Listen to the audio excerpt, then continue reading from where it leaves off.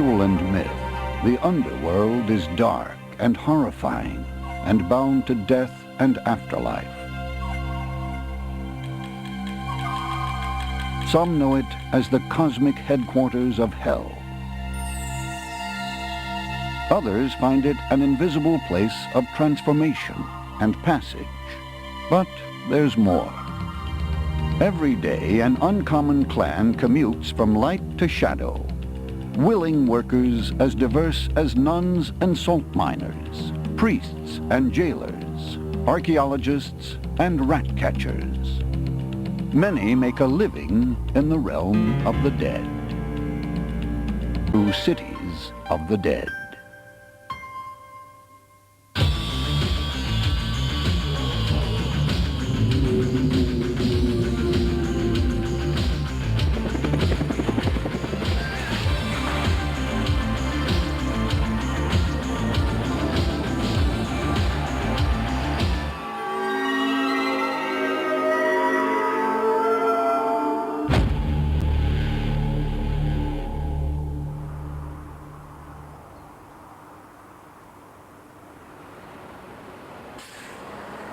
The Roman Empire was one of the world's most influential civilizations, starting as early as 750 BC, and it's not doing too badly as the 21st century approaches. People who know Rome value its surface, a jumble of contemporary and ancient, old and young, shadow and light.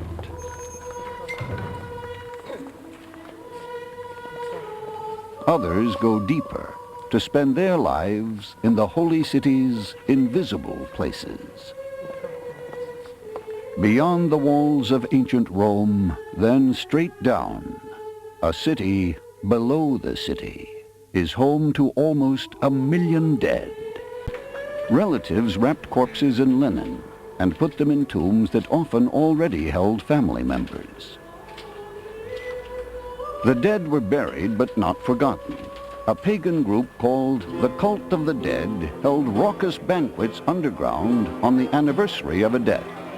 Revelers made sure everyone had a good time, including the corpse. They poured wine and food over the tomb or inside through a special funnel. The church tolerated it until the 4th century AD, then banned the drunken rituals, which usually left everyone but the corpse face down in the tufa. The catacombs of St. Domitilla, several miles south of the ancient city, form one of Rome's biggest underground cemeteries. Only experts know it well enough to negotiate its mazes.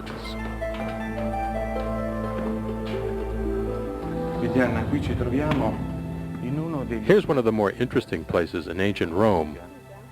These are pieces of the old Rome underworld. It's more than 7 meters deep and lined with sidewalks. Independent archaeologist Carlo Pavia knows St. Domitilla better than almost anyone. His wife Anna has gotten to know it too. I'm lucky to have a wife who goes with me into these underworld places. From the moment we met, when we still studied at the university, she's accompanied me into several underworld places. And naturally, I hope she would follow me for a long time.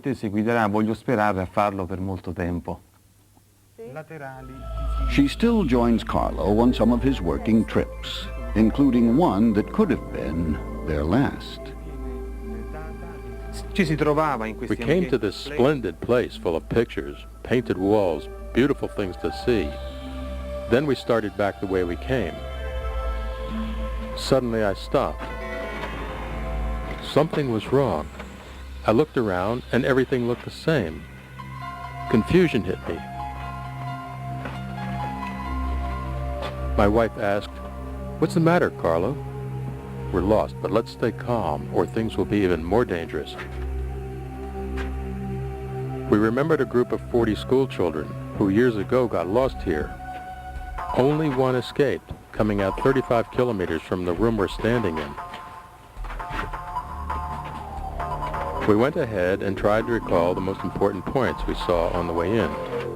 She started to cry, but didn't panic. Now they headed north, but a wall barred their way. They tried other paths. You could spend all this time looking, and fear will get stronger and would debilitate you into a terrifying state of mind. Absolute madness.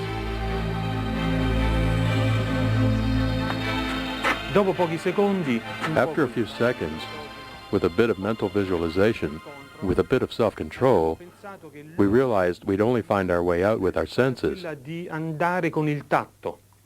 We turned our faces to feel the temperature, and, little by little, I felt the cooler air. We took the path, and suddenly we found the light. It was a horrifying experience. If we'd stayed completely panic-stricken, we'd still be here today, looking for a path.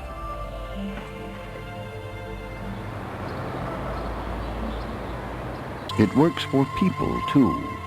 No matter how long they've lived in the light and run from shadows, in the end, they will know dark and death in the underworld's invisible places. It's inevitable, and they won't be alone.